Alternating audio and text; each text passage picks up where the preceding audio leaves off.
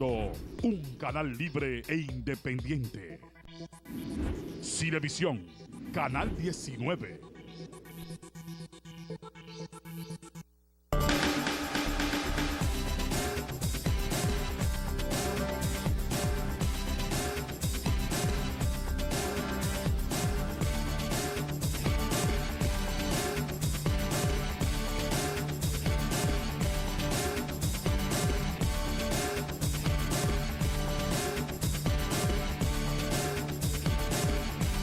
Damos inicio saludándolos a ustedes, dándole la buena tarde, como siempre, en su programa Cooperativismo y Sociedad. Hoy sábado, un sábado ya, el primer sábado de diciembre, ya estamos hablando estamos hablando de los últimos sábados del año. De modo que esperamos que el próximo año sea un año de bendiciones y también que sea un año de más éxito para todos los que siguen este programa Cooperativismo y Sociedad. Hoy vamos a compartir el programa con Santiago Díaz. Desafortunadamente Marcelino no puede estar con nosotros hoy por el tema de salud. De modo que abrimos de inmediato con la parte espiritual, con la parte cristiana, que es el segmento de entrada y el segmento que guía todo lo que aquí se dice desde Cooperativismo y Sociedad. Así es, buenas tardes. Oye, ¿qué dice Marcos 7, de versículo 8 en adelante? Dice, las religiones que se basan en ideas humanas no sirven. Dice Marcos 7, de versículo 8 en adelante. Dice que la religión debe basarse en la verdad de la Biblia, también en Juan 4, versículo 23 en adelante. Yo creo que tiene mucho fundamento esa explicación que da ese texto bíblico, porque no hablar lo que es lo espiritual, enfocarse en lo espiritual, entonces caería en un vacío la doctrina. La doctrina tiene que estar basada a las ideas cristianas, a los fundamentos bíblicos. Entonces, por eso es que yo considero de mucho valor ese texto bíblico. O sea, las religiones, ¿verdad? Las religiones se basan en ideas humanas. Exacto, en ideas humanas. O sea, no sirven. Dice Marcos 7, del versículo 8 en adelante. El punto básico es que el fundamento de la religión es la fe en Dios. Y lógicamente las ideas de qué hacer y cómo actuar en el plano religioso están establecidos en la palabra, están establecidos en la Biblia. Yo, esa lectura que tú estás haciendo ahí me hace recordar un poco a Pablo, cuando él habla de la existencia de muchas iglesias y cuando él habla de que todas las iglesias predican, pero todas predican enfocado al mismo Dios. En ese sentido, también una reflexión interesante, porque evita que las personas que van a la iglesia se dejen contaminar por lo que podían ser propósitos personales de un pastor o de un sacerdote. Así es. Y algunas veces tú lo ves participando y opinando sobre cuestiones de la vida. Y en esa opinión sobre cuestiones de la vida no reparan que lo que ellos digan está siendo escuchado por personas que van a la iglesia. Y entonces en ese sentido hay que tener mucho cuidado, porque lo que pueden ser sus apreciaciones personales que usted está en todo su derecho para participar, podría confundirse con lo que es el sentido espiritual de la iglesia y lo que es el don de la palabra. En ese sentido, la iglesia no se construye sobre la base de las ideas, de las opiniones del ser humano, sino que se construye, sus cimientos están justamente en la fe que se tiene en Dios. Pero tú caminas el mundo y encuentras distintos tipos de religiones. Por ejemplo, podemos mencionar el budismo, Sí. ¿verdad? Buda no está en su sustento en todo lo que es la historia bíblica, sino es una personalidad, ¿verdad? Sí. Sobre la cual se crea el budismo. El budismo no se crea sobre la base de las opiniones, de ideas, de leyes, de contexto, de vida sustentada en Dios, sino que el budismo como iglesia nace y como religión a partir de lo que eran las creencias, una serie de valores, muchos de esos valores que no eran malos valores, quiero decirte, pero en fin eran valores del ser humano y no valores que nacen de la fe cristiana, de la fe en Jehová. Sí. ¿Tú ves? Y entonces en esa perspectiva también aparecen otras formas religiosas. Por ejemplo, yo te hablo cuando existía el politeísmo. El politeísmo, sí. En donde estaba la creencia en muchos dioses, y entonces sí. Estaba la dios fulana, el dios fulano, sí. El dios que sé yo qué, el dios del sol, el dios de la luna, y si fulanito, y si que sé yo cuánto. Entonces, realmente ese tipo de creencia religiosa, y que sobre todo existió tanto en Egipto como en el mismo mundo árabe, toda esa zona que están por ahí, en lo que hoy es el mundo árabe, porque el mundo árabe de hoy cree un solo sí, Dios, en Alá. Sí. Entonces, esas religiones que sustentaban creencia en cosas de la vida y en cosas de la naturaleza, y que incluso se sustentaban era en lo que era la costumbre de cómo fue un pueblo teniendo temor por la naturaleza, y entonces buscaron protección en dioses creados. Entonces, cuando la iglesia se sustenta en las ideas de la persona, es cuando los dioses lo crean las personas. Pero cuando se sustenta en la fe en Dios, la iglesia nace lógicamente de Dios, no de las ideas de las personas, porque por eso incluso cuando tú ves la iglesia, digamos el judaísmo, ve el propio islamismo o ve el cristianismo, el islamismo no nace, aunque ellos se sustentan en la primera fase en todo lo que fue el Antiguo Testamento, pero luego vienen de una revelación que le hacen a Mahoma. Sin embargo, Mahoma es que viene de una descendencia también antigua. No era una persona, era una persona adinerada, comerciante, ¿verdad? De modo que ellos creen en esa revelación, pero entonces el error que cometen en esa revelación es no asumir, no creer que Jesucristo es el Mesías, ¿verdad? Sí. Entonces, religiones que estamos seguros que no se sustentan en ideas humanas, está el judaísmo, sí. Y está el cristianismo. Sí. El mismo cristianismo viene del judaísmo. Porque Cristo cuando nace no es Cristo, es judío. Es judío.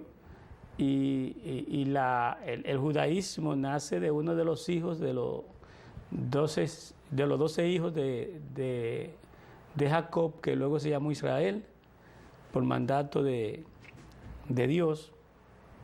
Entonces Judá era uno de los hijos, como lo era Leví, como era Rubén, como era Simeón, ¿verdad? Como era Adán. Por ejemplo, Moisés no viene de Judá. Moisés viene de Leví, un hermano de Judá, ¿verdad? Y entonces la mamá de Moisés era prima del papá de Moisés, porque los dos vienen de dos generaciones de hermanos, hijos de Jacob. Pero ellos siguen todo un proceso y en esa época que ellos están evolucionando hacia la tierra prometida, pues todos esos pleitos que están establecidos en la Biblia, Balaam, Balá, los amorreos, todos aquellos, los filisteos eran gente que creían en dioses, sí. Y entonces esas religiones eran sustentadas en la idea de los hombres. Por lo mismo también, yo pienso que cuando en algún momento nosotros pensamos que nos podemos desviar a Cristo dándole mayores fuerzas a unos santos, entonces también estamos sustentándonos en la idea del ser humano y no en la idea que viene de la Biblia, porque la misma María, por ejemplo, dijo que le sigan a Él, que le crean a Él. Así es. ¿Verdad? Y hay otra cosa, y tú tienes en el análisis que hace mucha razón. Hay otra cosa que Moisés precisamente se sintió mal con muchos de su gente, porque encontró que adoraron otros dioses y rompió incluso, se incomodó y la tabla donde estaban los señalamientos que Dios había mandado, y por eso recibió del Señor cierta amonestación. Entonces, adorar un Dios que no es real, entonces eso está en contra de lo bíblico. Pero por eso es que dice la Biblia que ninguna religión puede salvar mi fe, solo la sangre de Jesús. Y aquí nos podemos ir a la actualidad, donde están los mormones, donde están los adventistas, etcétera, etcétera. Entonces, por eso es que yo creo que debe ser basado a lo que es el cristianismo y a la explicación bíblica. Sí, fíjate, esa parte que tú estás mencionando en relación a la actitud que asume Moisés con la adoración que hacen, es un momento muy interesante, porque ya estamos hablando de la etapa, del momento antes de Jesucristo, en el tiempo antes de Jesucristo, que ya habían pasado por el Mar Rojo y ya se dirigían camino hacia la tierra prometida. Entonces, estando situado frente al monte Sinaí, monte Oreb también le llegaron a llamar. Sí. Pues Moisés fue llamado por Jehová, por Dios, para que subiera porque cima. Le iba a dar las leyes, ¿verdad?, en una tabla. Entonces Moisés duró allá un tiempo, como una semana, como 7 días, y ya entonces los hebreos y demás extranjeros que caminaban junto a Moisés hacia la tierra prometida, pensaron que Moisés había muerto, así lo dice la Biblia. Sí. Y entonces le pidieron al hermano de Moisés, que fue luego el primer sacerdote. El primer sacerdote fue Aarón, en el campo de los hebreos. La gente piensa que el primer sumo sacerdote fue Aarón, no fue Pedro. Pedro fue ya en otra época, ¿verdad? Y entonces, ¿qué ocurre? Todos los hebreos, igual que los extranjeros, sobre todo los que eran egipcios, dado que Moisés había muerto, todavía no comprendían el rol que le tocaba jugar a Moisés en ese momento. Y es que Moisés no era el Dios. Dios les daba una fuerza y una autoridad para actuar en su nombre. Entonces olvidaron que realmente quien lo protegía a ellos era Dios, no era Moisés. Moisés era él, el representante. en la tierra, era quien estaba ahí, con forma de contacto con Dios, y era quien recibía las órdenes de Dios para ejecutarlas. Entonces le pidieron a Aarón que le hiciera un becerro de oro. Y tú sabes que para los hebreos salir de Egipto, que fueron después de las 10 plagas, una de las cosas que Dios le dijo a Moisés y a Aarón fue que le pidieran a los egipcios de todo para que lo llevaran. Y dentro de esas cosas de todo se incluyó oro y demás, y llevaron mucho oro. Entonces todo ese oro lo cogieron ellos para hacer un becerro en oro. Entonces cuando llegó Moisés del monte, sintió ira. Entonces que vio lo que había pasado y el pueblo borracho, bebiendo, bailando, agarró la tabla y le explotó, ¿verdad? Y cogió el becerro y lo tiró al suelo, ¿verdad? De modo que ese es un momento histórico, un momento que yo podría decir, asumiendo los años como historia, no los hechos. Sí. Es un momento histórico en la que realmente marca un antes y después en la relación de Dios con los hebreos. Asimismo, yo creo que hay un antes y después cuando Dios manda a Jesucristo, y hay un antes y un después cuando Jesucristo es crucificado. Así es. Entonces, ni Dios, ni Moisés lo que hizo, ni Josué lo que hizo, que le siguió a Moisés, ni David lo que hizo, ni Salomón lo que hizo, ni Samuel lo que hizo, ni Eliseo lo que hizo, y para no seguir enumerando, sustentaron sus actuaciones en sus ideas, sino en el mandato que le daba Dios. Y ahí que entonces un punto muy atinado que tú colocas, de que la iglesia no puede basarse en las ideas humanas, sino, ¿verdad?, en la palabra de Dios. Yo me voy a permitir leer esta parte para que tú des tu opinión sobre el nacimiento de Jesús. Dice, nació Jesús realmente un 25 de diciembre. La costumbre, según la tradición, el nacimiento de Jesús tuvo lugar el 25 de diciembre. La elección del 25 de diciembre no tiene fundamento en la Biblia. Dice aquí, aquellas fiestas paganas comenzaron a cristianizarse en el año 350, cuando el Papa Julio I designó el 25 de diciembre, día del cumpleaños de Jesús. ¿Qué tú dices?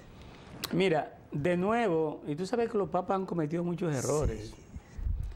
Sí. De nuevo, se supone que él hizo muchos estudios para eso, pero hay opiniones que se han dado que hablan de el clima existente en el momento que nace Jesús y el clima dominante en el mes de diciembre, que tienden a hacer un contraste. Sí. Y entonces por el tema de los climas se han invertido opiniones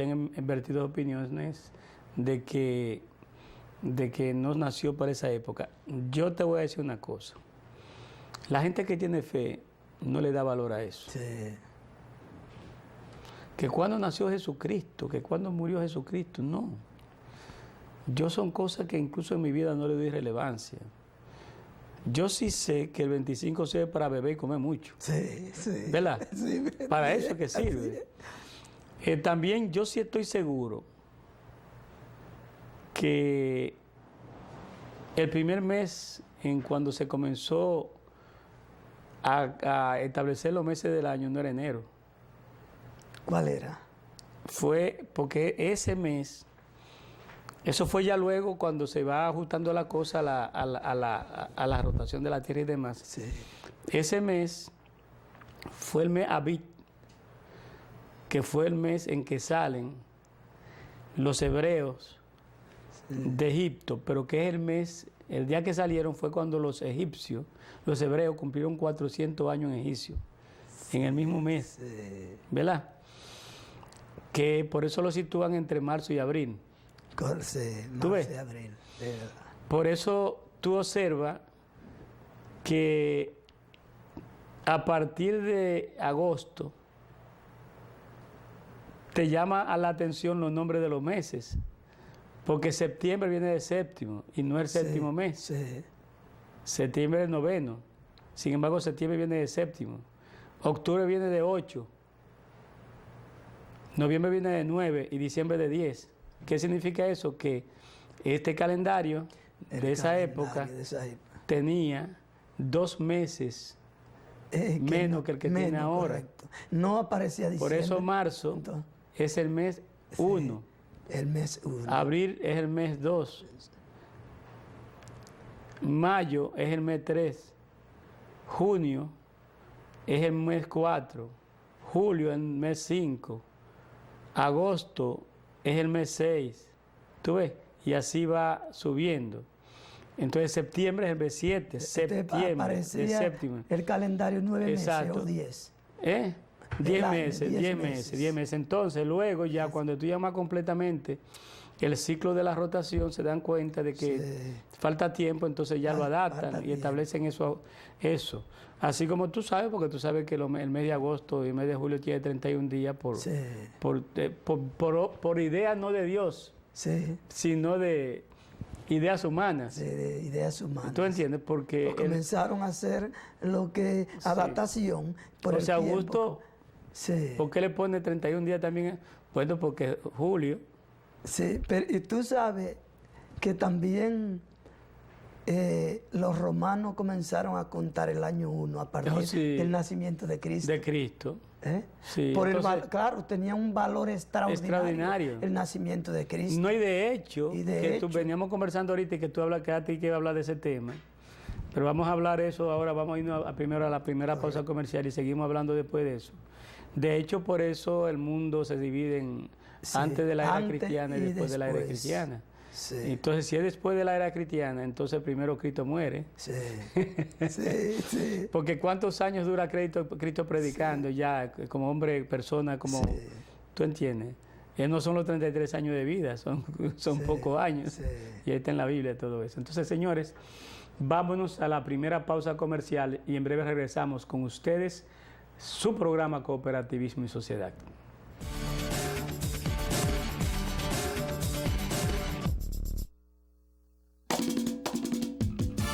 Crece tus ahorros y gana este fin de año.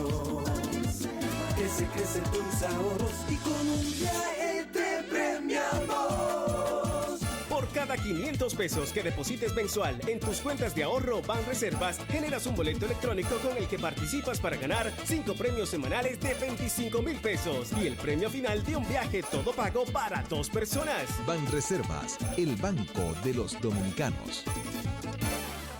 Orgullo es el sentimiento que prevalece en la Cooperativa Nacional de Servicios Múltiples de los Maestros CONAMA, al poder iluminar los senderos de desarrollo de nuestro país, con el aporte de decenas de profesionales a través de nuestro Programa Nacional de Becas, que desde el año 2008 ha beneficiado a 1.233 jóvenes. Creo en no renunciar a las metas ni a las oportunidades. 109 profesionales graduados, con una inversión de 290 millones de pesos, ratifican el alto grado de sensibilidad y responsabilidad social de CONAMA.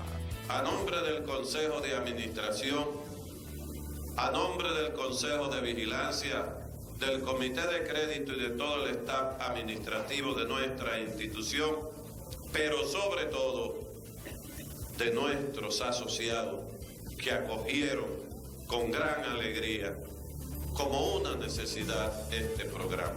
Cooperativa Nacional de Servicios Múltiples de los Maestros CONAMA, un esfuerzo colectivo del Magisterio Nacional. El Banco Agrícola está dando pasos firmes, avanzando hacia un cambio verdadero, transformando la manera de ver el campo, llevando el banco hasta los agricultores para convertir el sector agrícola en una gran fuerza productiva. Con soporte, financiamiento y novedosos servicios. Hoy nos renovamos por dentro y por fuera, reafirmando nuestro compromiso de ser más que un banco, un aliado. Bagrícola, ahora con nueva imagen.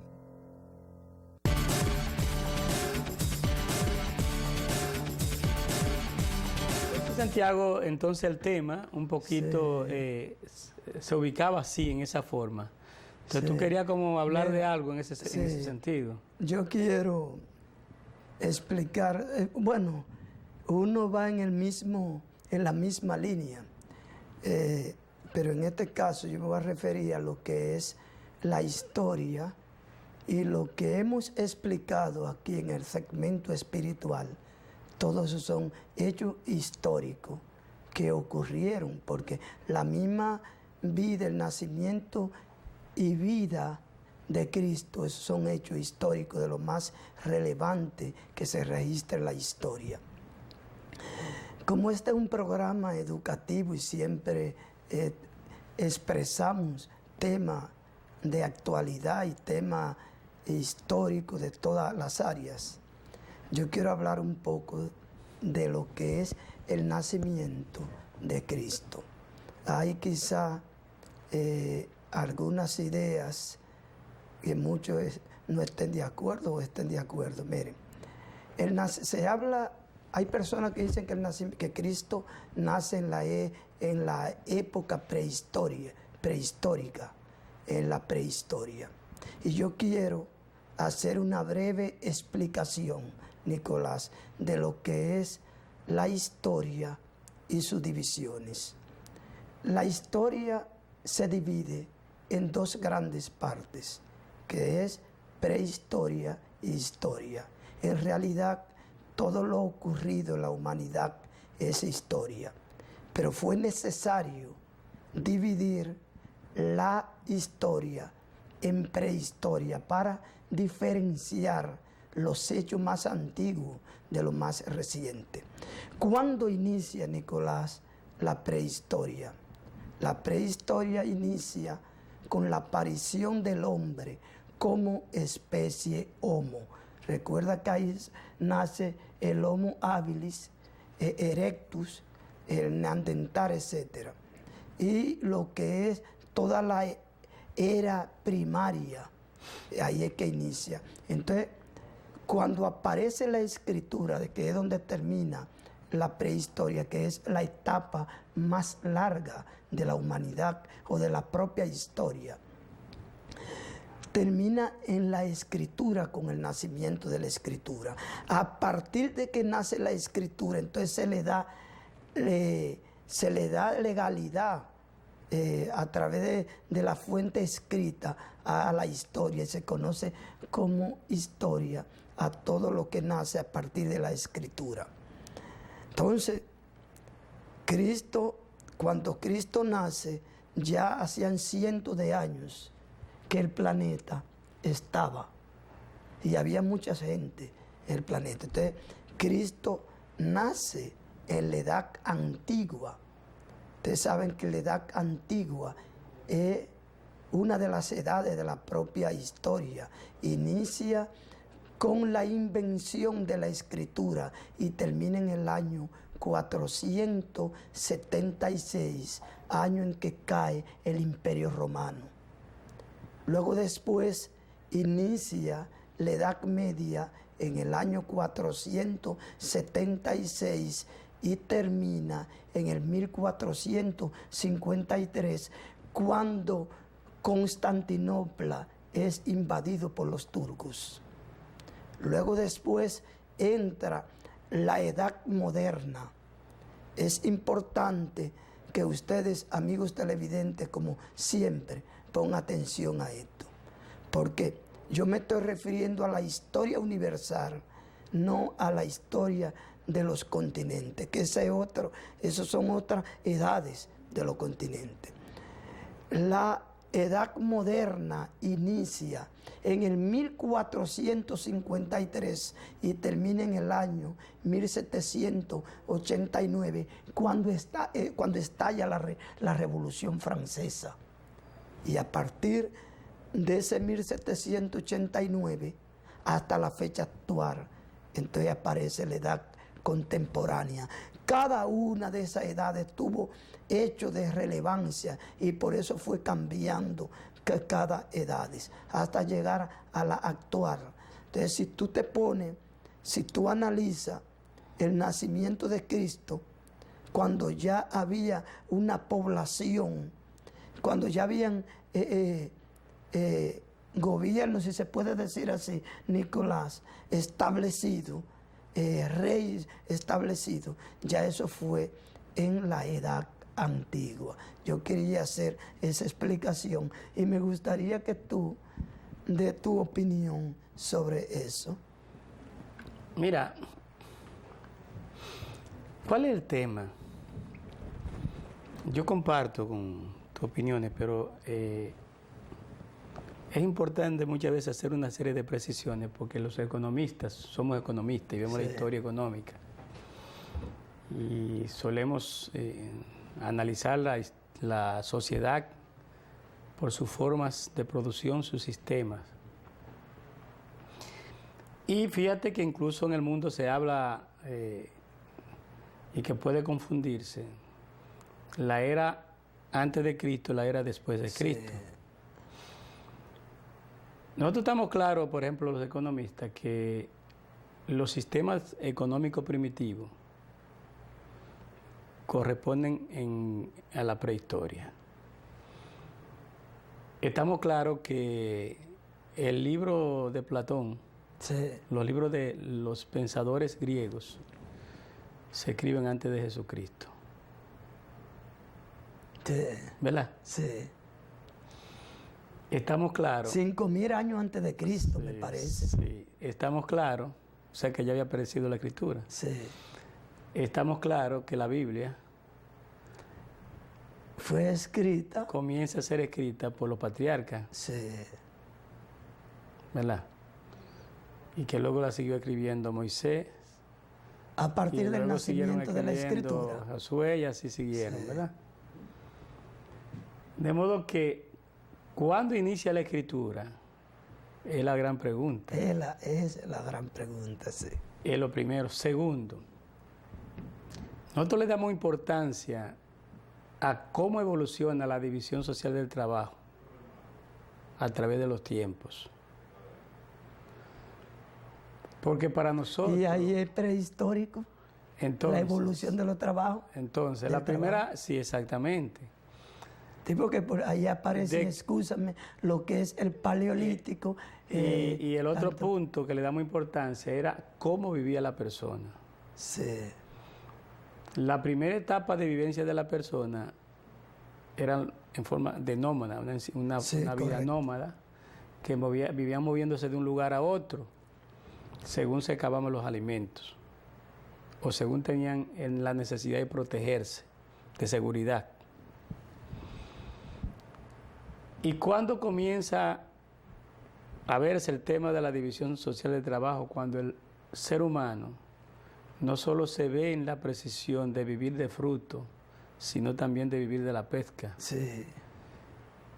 Pero resulta que la pesca está en las zonas hidráulicas, en el mar y demás.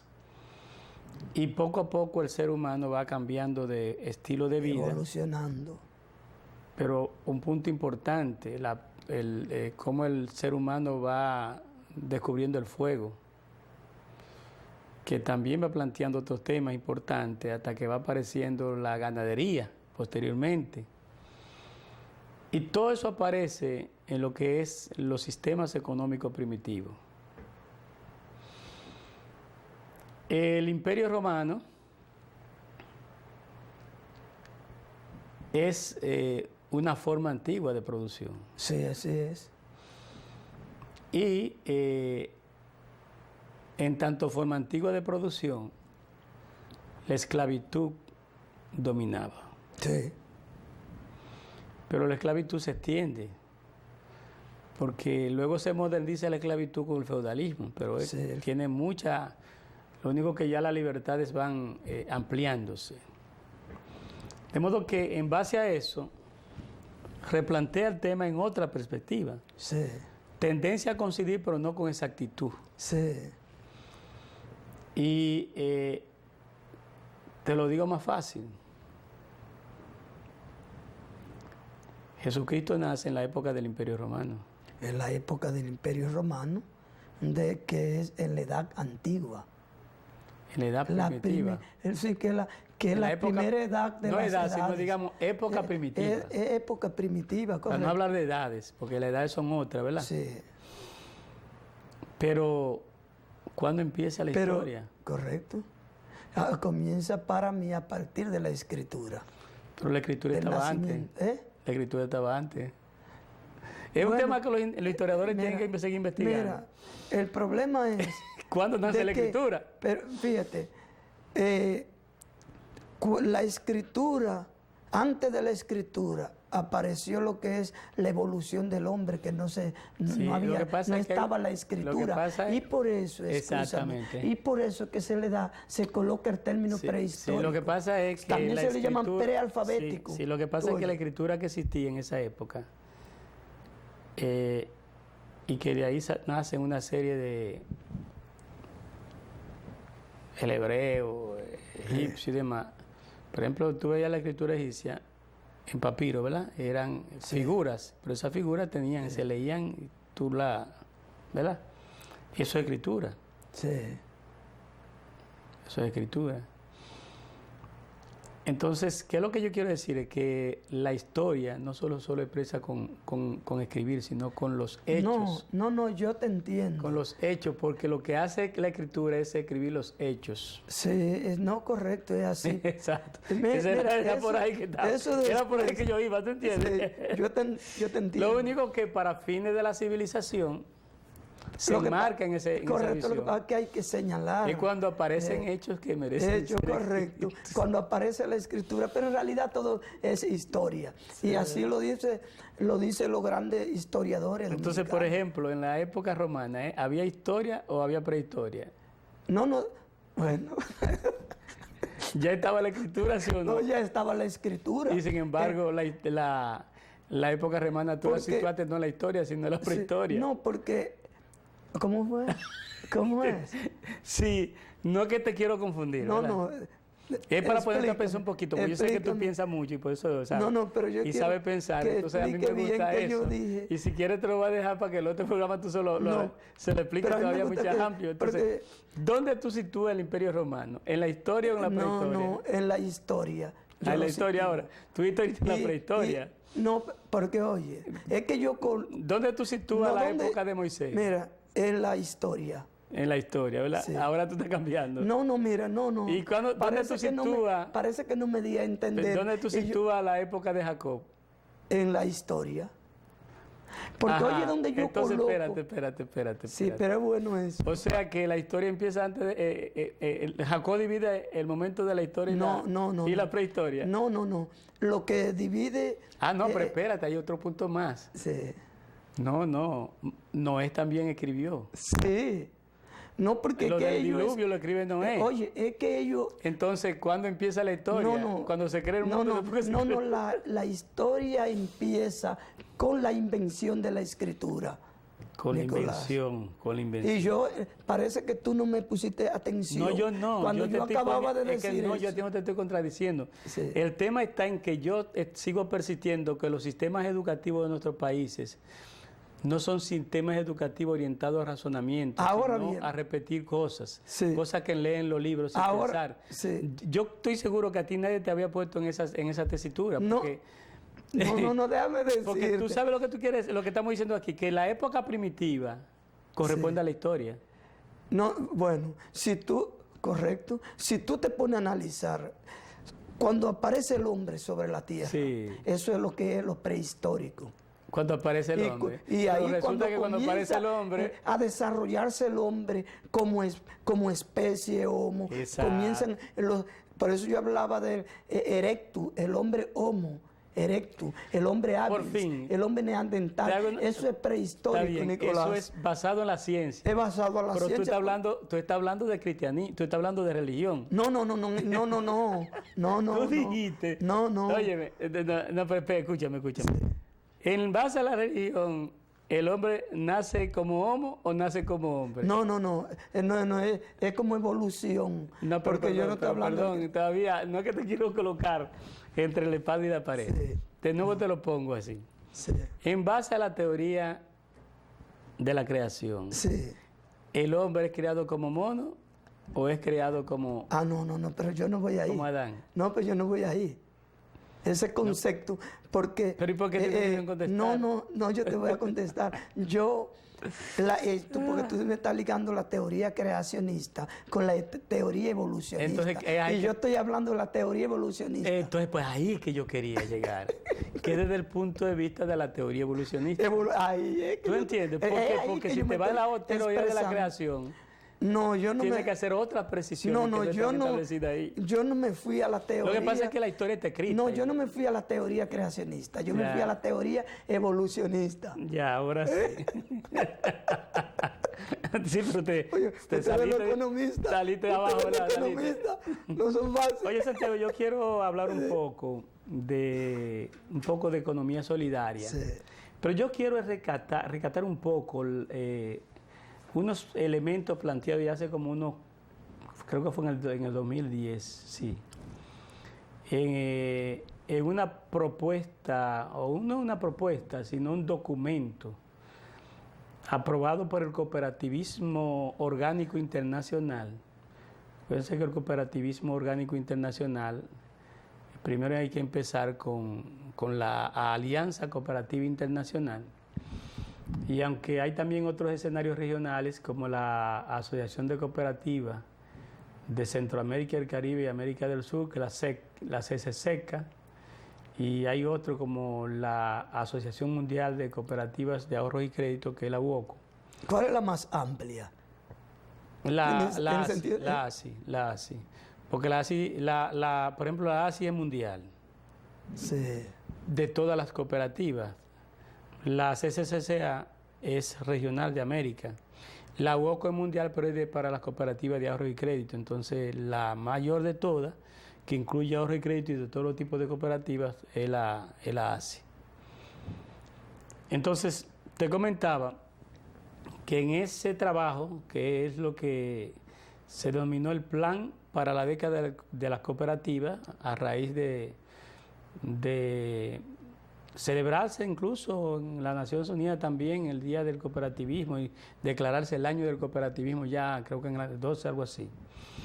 Se creó un plan en la que se involucraron de manera interrelacionada 5 temas fundamentales que para mí es un momento apropiado para retomar esos puntos. Y en el centro, y aquí va a surgir una pregunta interesante, de esos 5 puntos, está el tema de la identidad cooperativa, ¿verdad? Bueno, me están informando que tenemos que irnos a la siguiente pausa comercial, pero yo voy solo a enumerarlo para agarrarlo ahí. En el centro está la identidad cooperativa y luego su relación con la participación, la sostenibilidad, el marco jurídico y el capital. Vamos a regresar en breve al programa de nuevo para centrarnos en eso. Y ya voy a tener que dejar lo que es los riesgos globales porque no me alcanza el tiempo para el próximo programa. De modo que en breve regresamos con ustedes para continuar tratando el tema de tanto valor como lo que se han estado desarrollando en este programa en el día de hoy.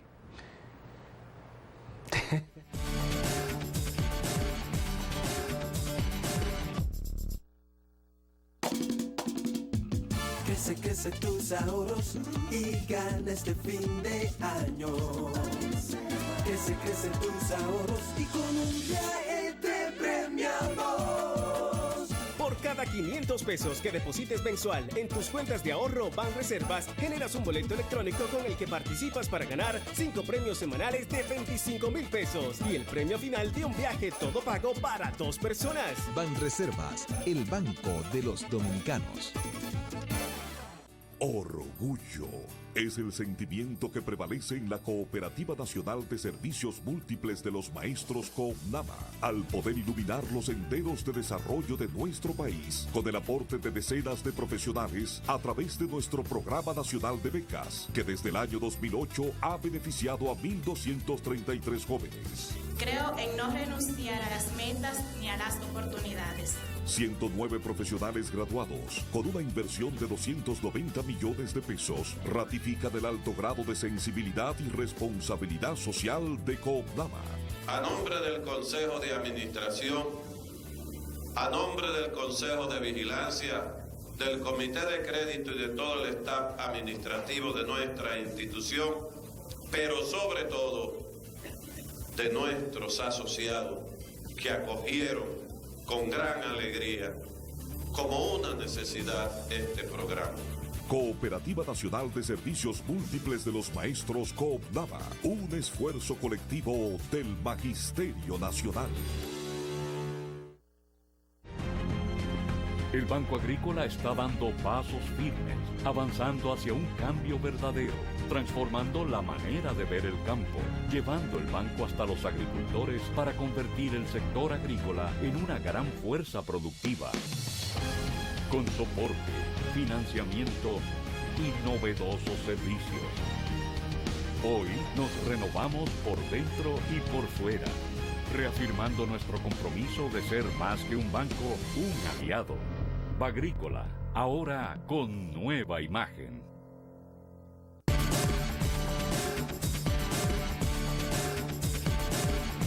Sí, vamos a continuar. La verdad que es un tema muy interesante el que estamos hablando. Pero tú hablabas sobre la identidad. Sí, pero vamos a seguir con la identidad. Entonces, ese tema de identidad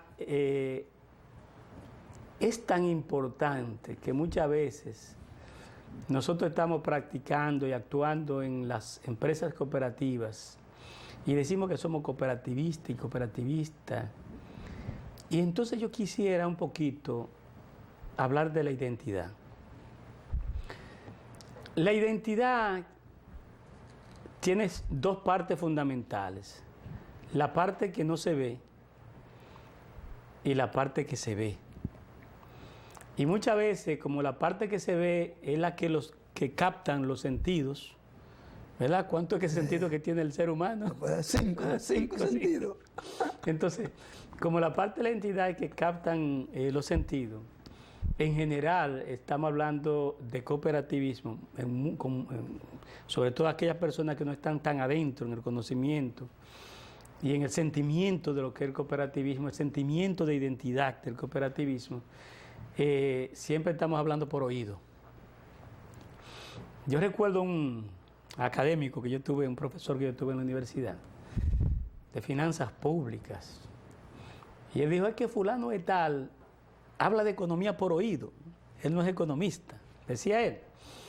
Entonces, así ocurre también con el cooperativismo, en el tema de la identidad, que uno se recuerda, seguido dice que es un cooperativismo cuando ve un par de pinos. De pinos, sí. ¿Verdad? Y ve un local que dice cooperativa de ahorro, ¿verdad? Pero la verdadera identidad del cooperativismo no está en el color, es la parte visual. La identidad tuya como ser humano no está en la cara, no está, o sea, yo sé que tú eres eso, pero si a ti puede alguien un día cambiarte totalmente el rostro, el cuerpo completo, incluso hasta la forma de hablar, y en base a las cosas que tú haces y cómo las haces. Si no digo que eres tú, puedo decir se parece a como era fulano de tal, porque eso lo identifica. O sea, porque eso lo identifica. De modo que la identidad de las cooperativas no solo está en lo que se ve, sino en lo que no se ve, que es lo más grande. Las ideas. Lo más grande de la identidad está adentro de uno. Igualmente en una empresa, lo más grande de ella está ahí.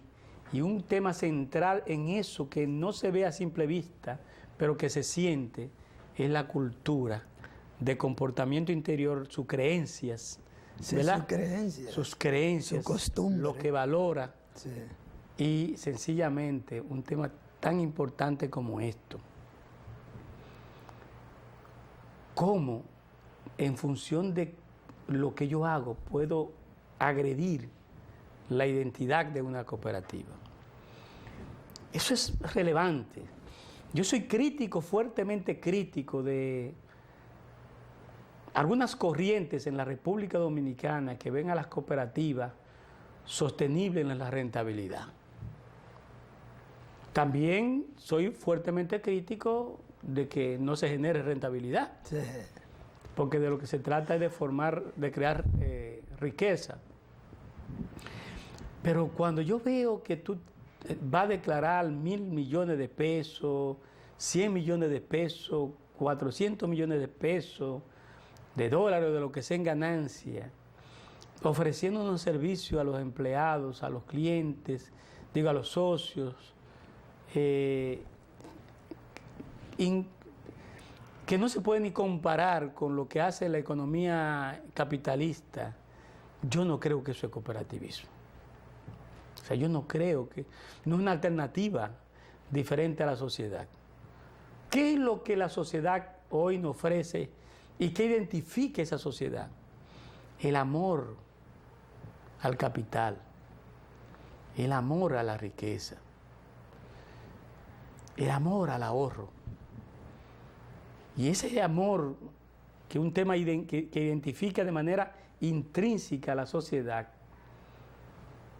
es igual que una empresa privada, que el accionista le importa cómo hagan la cosa, es que me genere rentabilidad mis acciones. Es la misma conducta, el mismo patrón filosófico que existe. Y claro, mañana vamos a tener nosotros miles de cooperativas muy ricas, pero el pueblo siempre pobre. Sí. Como tenemos hoy miles y miles de empresas donde hay mucha acumulación de riqueza, mucho patrimonio técnico, mucho patrimonio acumulado, muchas reservas patrimoniales, muchos activos, y los empleados de más abajo tragándose un cable. ¿De qué pena? ¿De qué vale vivir en una sociedad en donde se crea riqueza enormemente y despiadadamente se muere la gente de hambre y de deuda? Claro está, esto no quita que usted como persona de escasos recursos no tenga que administrarse correctamente su dinero. Sí. Son otras cosas que pueden a tambalear la vida. Pero yo quiero enfatizar que la identidad de una cooperativa no está dada por la riqueza ni la rentabilidad, sino por un equilibrio, una mezcla entre darle sustentabilidad económica y darle sustentabilidad a la vida de la gente, que sobre ellos están... la educación es parte de la identidad de una cooperativa, ¿verdad? La identidad permite el desarrollo de la cultura, la educación permite el desarrollo de la cultura pro identidad. Sí. ¿Tú ves? Entonces, ese es un punto que yo lo llamo la atención sobre, y a reflexión, más bien, que pensemos que el éxito de un cooperativista, de un organismo de dirección, no viene dado por los excedentes, las utilidades que esté generando esa entidad, porque si es por eso, igual que una empresa generadora de ganancia, de plusvalía, es explotación del hombre por el hombre. Entonces, no es ahí que está el principio del cooperativismo, señores. El principio del cooperativismo no está en la rentabilidad, está en la sostenibilidad, está en la identidad social del cooperativismo. Claro, como empresa tiene que generar eso. De hecho, recuerda que tenemos un intercambio con Marcelino, y que yo supongo que cuando él venga vamos a continuarlo. Lo único que tenemos es la discrepancia en temas de la intermediación, pero en este caso yo sé que él está escuchando el programa. El tema es que tenemos que tener mucho cuidado con ese tema, porque lo que intermedian son las empresas, y las cooperativas son empresas. Pero es lo que se quiere referir, no es al tipo de intermediación con fines de lucro. En eso que y yo sé que por ahí que él quiere enfocarse el tema, que no es un propósito de fines de lucro como una sociedad mercantil con fines de lucro, pero una sociedad cooperativa actúa en su propio mercado. Lo único que es un mercado cautivo. El mercado es la demanda, tiene sus socios, ¿verdad? Entonces, en ese sentido, esa identidad a la que yo me refiero es una serie de elementos que tienen la forma de expresarse en el estilo y modelo, en cómo se respeta a los socios y cómo se garantiza. No es que se permite, ojo a esto, no es que se permite. El derecho de participación de los socios es un derecho consustancial al modelo del cooperativismo. Sí. No permitirlo significa que usted es un oligarca. Y decir que usted permite la democracia, usted es un oligarca. No, es que eso es consustancial a eso. Pero lamentablemente yo no voy a poder continuar. Yo voy a seguir hablando de eso en el próximo programa, porque es importante tocar este tema, porque se está acabando el año y hemos pasado un año de cooperativismo. Y es importante que creemos conciencia y que los distintos socios de las cooperativas entiendan que es un derecho consustancial a su incorporación en la cooperativa, participar en una cooperativa como parte esencial de la identidad. Vamos a terminar el programa de esta forma, de modo que le agradecemos a todos ustedes por estar con nosotros. También, Santiago, a ti, muchísimas gracias, de modo que vamos a desearle a todo el mundo que Dios le acompañe, sí, que tengan un feliz fin de semana, ¿verdad? Así de modo que hasta la próxima. Si Dios quiere.